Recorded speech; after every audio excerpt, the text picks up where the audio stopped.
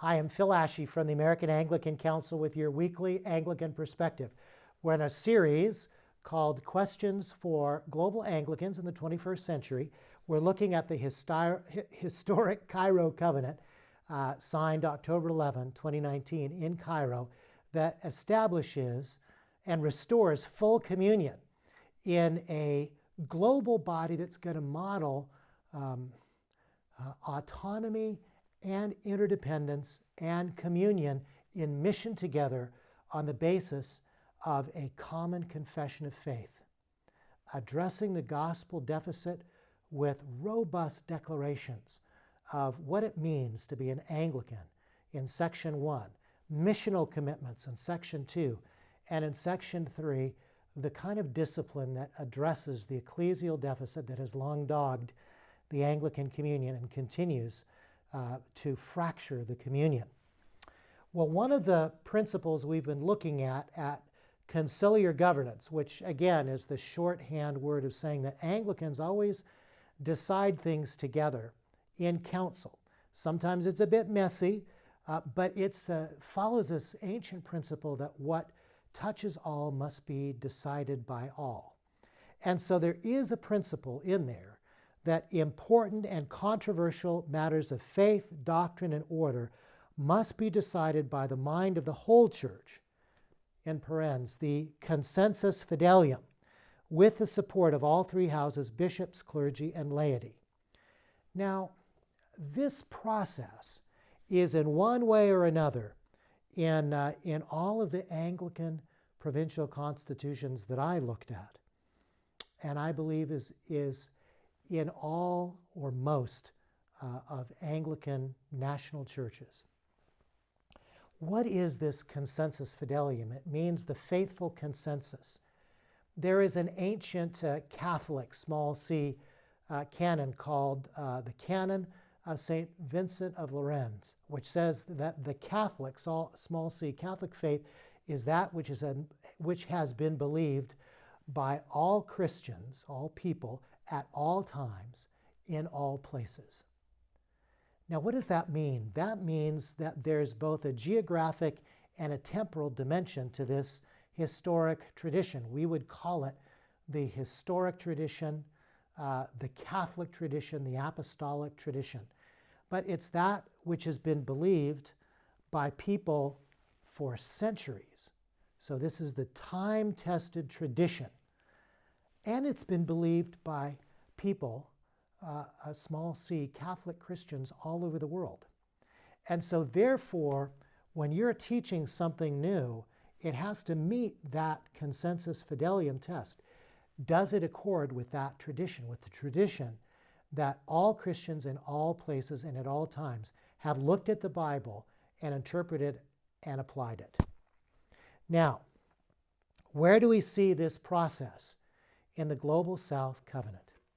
Remember, we balance these decision-making by the whole church with another principle, which is that bishops have a special responsibility to guard the faith, doctrine, and worship of the church. And that's in section 3.4, and in the Primates Council, section 3.5. But what happens when something a church goes off the rails, a diocese goes off the rails, decides to start blessing civil partnerships, same-sex partnerships, and your bishops, your council of bishops, is only meeting once every 8 to 10 years. So how are they going to deal with that if it falls within that 8 to 10 year period?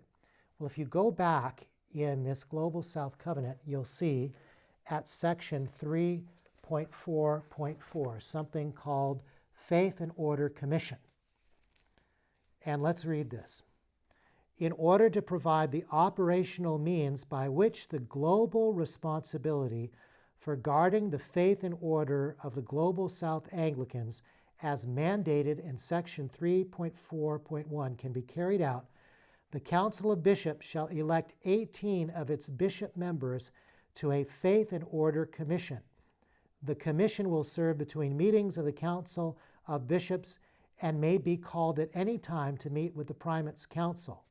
See what this is? There'll be hundreds of bishops from all over the Anglican Communion, but they're going to elect 18 bishops. And my guess is these will be bishops who are esteemed because of their theological knowledge, their writing, their ability to discern how to apply the Bible within and interpret it within this great Catholic tradition, this consensus fidelium. And these 18 will be on call 24/7 between the meetings of the Council of Bishops, and even to meet with the Primates Council in a case like this where they have to step in an exceptional situation, in an emergency, and apply discipline to a member diocese or network or province or national church. And so it goes on in subparagraph B, whenever a member of the Global South has a question or proposed innovation concerning matters of faith, order, and discipline, it shall first bring the question or proposed innovation to the Faith and Order Commission for resolution before taking any action arising out of the question or proposed innovation. Imagine what would have happened here in North America if such a body had been in effect globally with the Episcopal Church. And before the Episcopal Church started ordaining gay and lesbian people as deacons and presbyters and then bishops, and then approving same-sex marriage. Imagine if the Episcopal Church had been required to come before doing any of those things, before creating facts on the ground, to a Faith and Order Commission and prove its case that these innovations actually are within the consensus fidelium.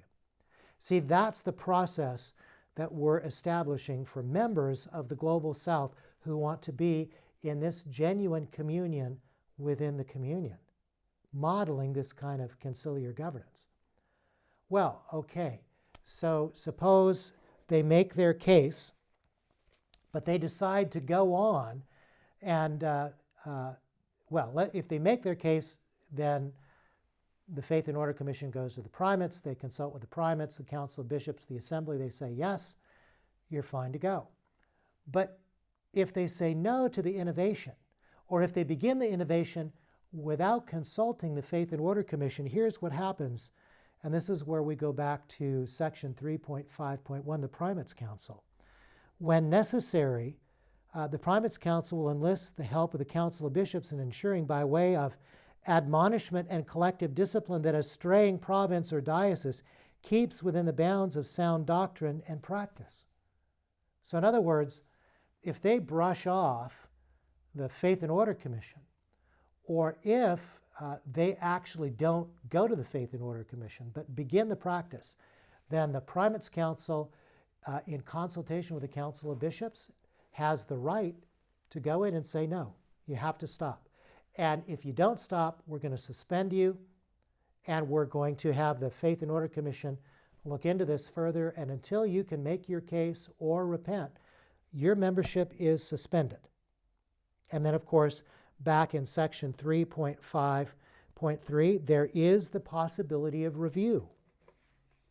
Such interim steps may be reviewed and modified by the Assembly. So let's say you're turned down by the Faith and Order Commission, you're turned down by the primates and the bishops, you can take this to the Global South Assembly or the board between sessions of the Assembly.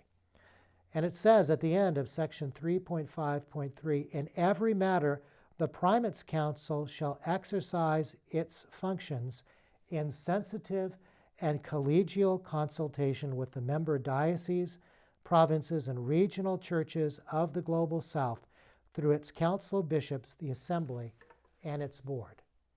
It will already have done so with the Faith and Order Commission.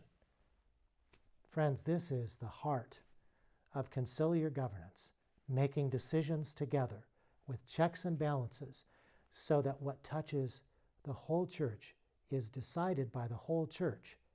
But the church has the means to say no to false teaching.